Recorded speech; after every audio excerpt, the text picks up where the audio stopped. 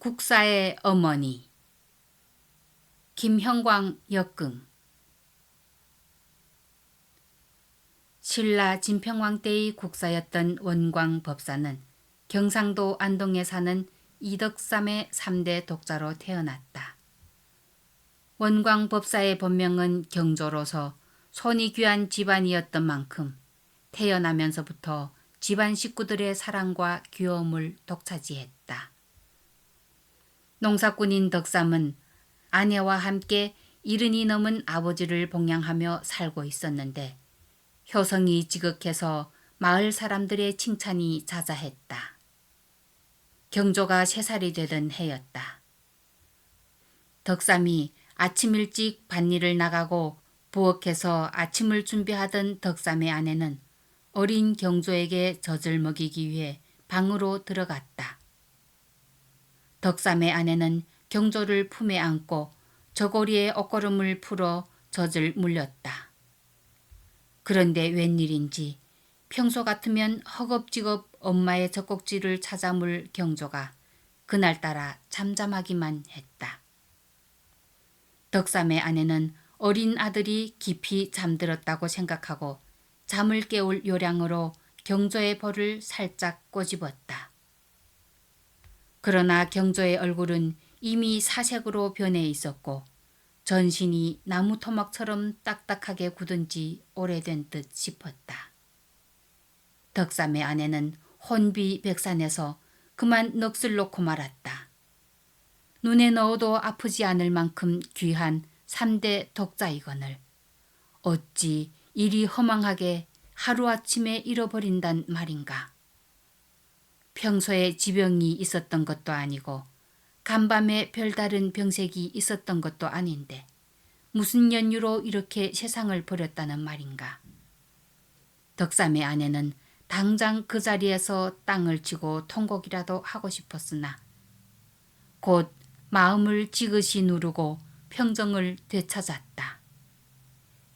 연로하신 시아버지가 아직 잠자리에서 일어나지 않은 탓이었다. 덕삼의 아내는 애간장이 끊어지는 심정으로 이미 숨이 끊어진 어린 아들을 등에 업고 발소리를 낮춰 부엌으로 나갔다. 먼저 솥에서 시아버지의 밥을 퍼 따뜻한 방 아랫목에 묻은 다음 남편의 밥을 퍼서 푸성귀 2-3가지를 곁들여 함지박 속에 담았다. 그런 와중에도 눈물은 쉴 새 없이 볼을 타고 흘러 행여 시아버지와 남편의 밥에 눈물 한 방울이라도 떨어뜨릴까봐 그는 몇 번이고 얼굴을 돌려 혼자 고스란히 눈물을 받아내어야만 했다. 남편의 아침상을 마련한 덕삼의 아내는 함지박을 머리에 이고 남편이 일하고 있는 밭으로 나갔다. 덕삼은 아내가 차려온 아침밥을 맛있게 먹었다. 다른 날과는 달리 아내의 표정이 어두워 보이기는 했지만 등에 업은 아들을 더욱 정성스럽게 감싸고 있는 것으로 봐서 어린 아들의 칭얼거림이 여느 때보다 좀 더해서 그러려니 하고 어림짐작만 할 뿐이었다. 덕삼이 밥 한 그릇을 맛있게 비우자 덕삼의 아내는 조심스럽게 등에 업었던 아들을 바닥에 내려놓았다. 그리고 참았던 눈물이 묽고 터지듯 한꺼번에 쏟아져 나왔다. 여보, 아니 여보, 왜 그러시오? 무슨 일이오? 덕삼은 갑작스런 아내의 눈물에 당혹감을 감추지 못했다. 여보, 우리 경조가. 아내의 흐느낌에 놀라 덕삼은 땅에 눕힌 어린 아들을 품에 안았다. 덕삼의 얼굴은 순식간에 흙빛으로 변했다. 이게 무슨 일이오? 어찌된 일이오, 여보? 덕삼의 목소리는 절규에 가까웠다. 아침밥을 짓고 젖을 물리려고 방에 들어갔더니 덕삼은 품에 안았던 어린 아들을 다시 바닥에 내려놓았다. 이놈아, 내 이 불효막심한 놈. 이렇게 일찍 가려고 태어났다는 말이냐? 이른이 넘으신 할아버지도 계신데 내 이놈, 이 불효막심한 놈 같으니라고. 덕삼은 피눈물을 흘리며 어린 아들의 뺨을 사정없이 때렸다. 한 번, 두 번, 세 번. 보다 못한 덕삼의 아내가 남편의 손을 잡고 함께 울부짖으며 매질을 말렸다. 제 명대로 살다 가지도 못한 이 불쌍한 어린 것에게 이 무슨 몹쓸 짓이란 말입니까? 이러지 마세요, 여보.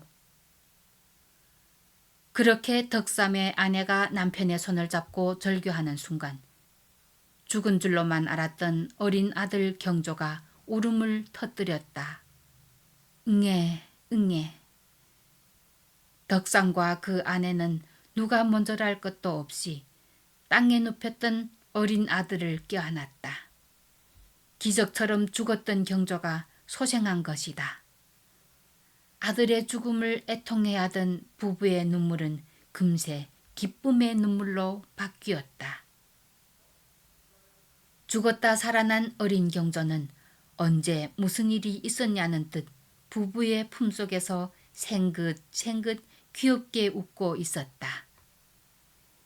이 일은 사람들의 입을 통해 널리 퍼졌고 그러한 기적이 일어난 것은 모두 덕삼의 아내가 부덕이 높은 까닭이라고 입을 모았다. 그 이유는 첫째, 아들의 죽음에 맞닥뜨리고도 잠든 시아버지를 생각해서 슬픔을 감춘 것이요. 둘째, 남편이 아침밥을 다 먹을 때까지 눈물을 보이지 않았기 때문이라고 했다. 그리고 죽었다 다시 살아난 경조가 나중에 원광 법사가 되어 국사의 자리에 오를 수 있었던 것도 그런 어머니의 훌륭한 가르침 덕분이었다고 전한다.